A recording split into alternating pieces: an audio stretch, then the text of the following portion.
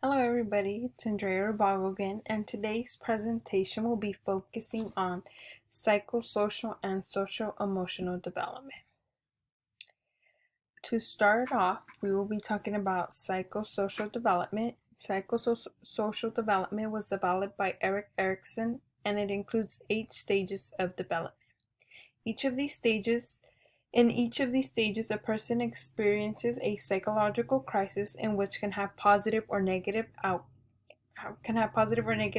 for personality development.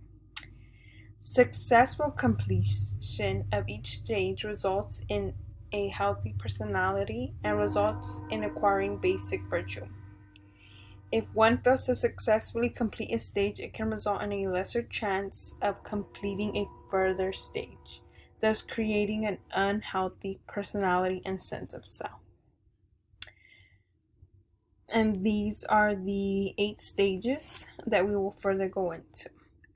For the first stage, which is birth to 1 year old, the crisis in this stage is trust versus mistrust. The virtue is hope, and the negative outcome would be development of fear and suspicion. A little bit more on this stage is when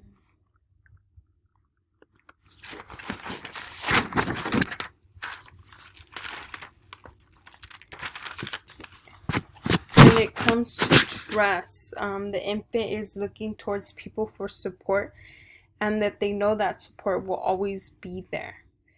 It only becomes a negative when that support is no longer there for them and they aren't nurtured by it. The next stage would be from their second year of life.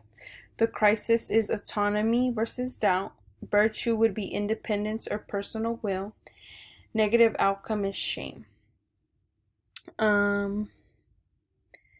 Other negative outcomes to this stage would be lack of self-esteem. Will start feeling shame and doubt in their abilities. And this is what we want to prevent.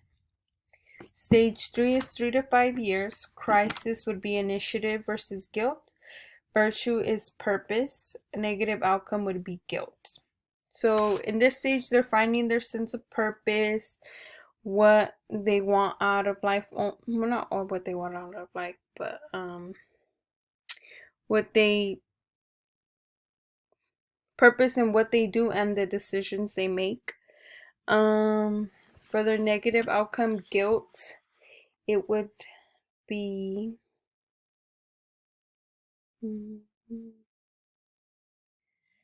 the negative outcome would be guilt. So its effect would have one effect would be slower communication with other children.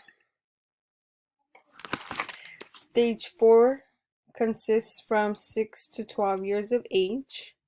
Crisis is industry versus inferiority. Virtue is competence or pride, and the negative outcome is inferiority. In this stage, teachers take a significant role during this time.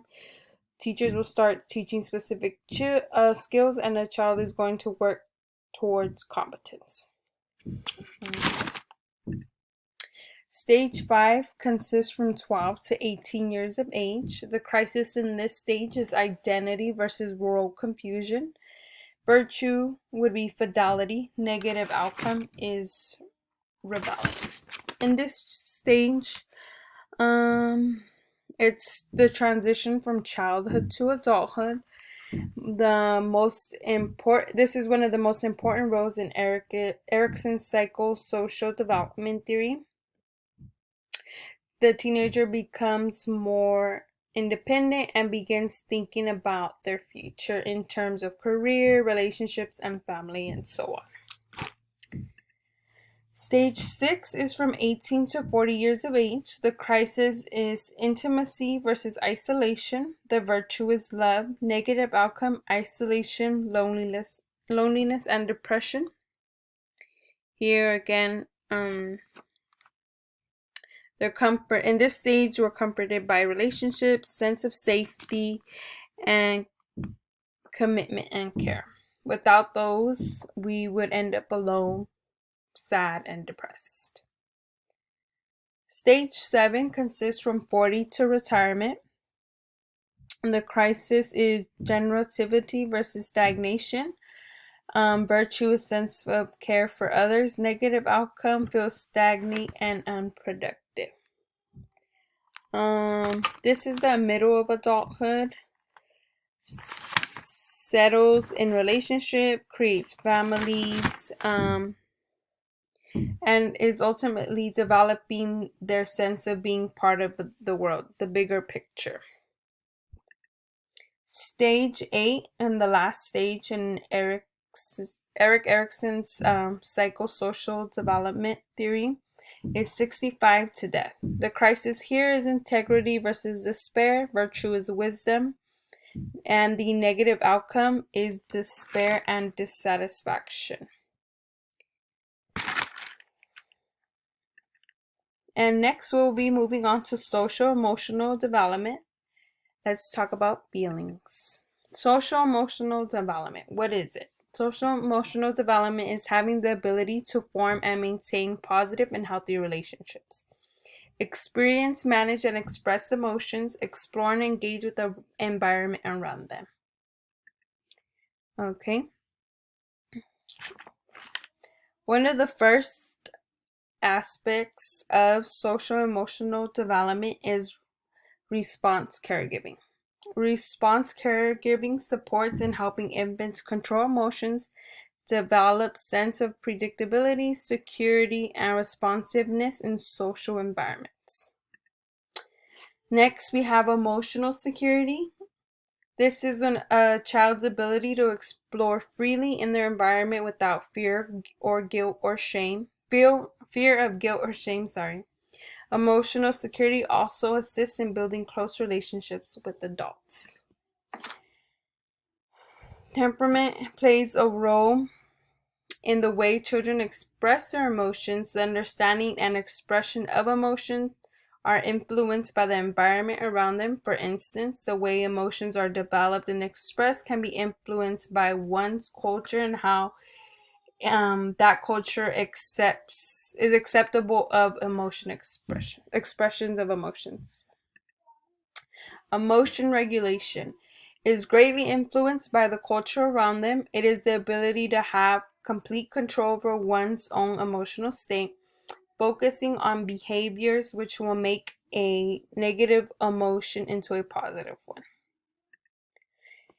Next, we have impulse control. As infants develop, they are progressively able to keep from displaying destructive behavior on waiting for their needs to be met and are acting accordingly in accordance with social expectations. So basically, being able to control themselves when out in public and not throwing tantrums and being patient would be one example to give for this.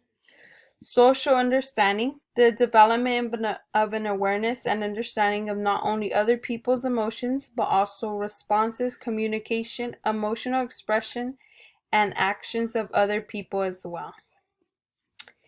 Affective is the ability to use the vocabulary of expressions and emotions, not only use the right language, but to also understand one's own emotions and emotions of others.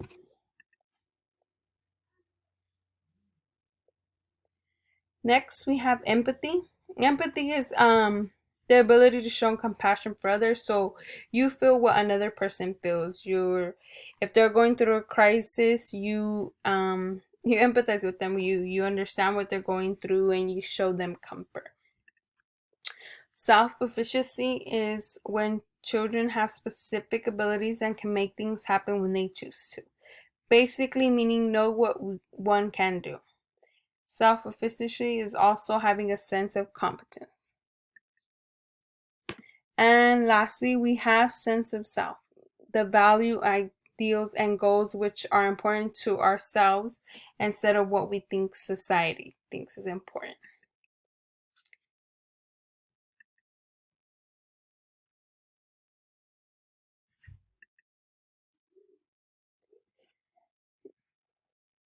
And that is my presentation. What I've learned, I've kind of had an idea on Erik Erikson's theory. I had learned it in the child development classes before, so it's sort of a refresher. The social emotional development was something kind of new. I had some idea of it, but not so much. But again, both great theories and great to learn, especially as becoming a teacher, to know these theories. And I hope you enjoy my presentation. Thank you.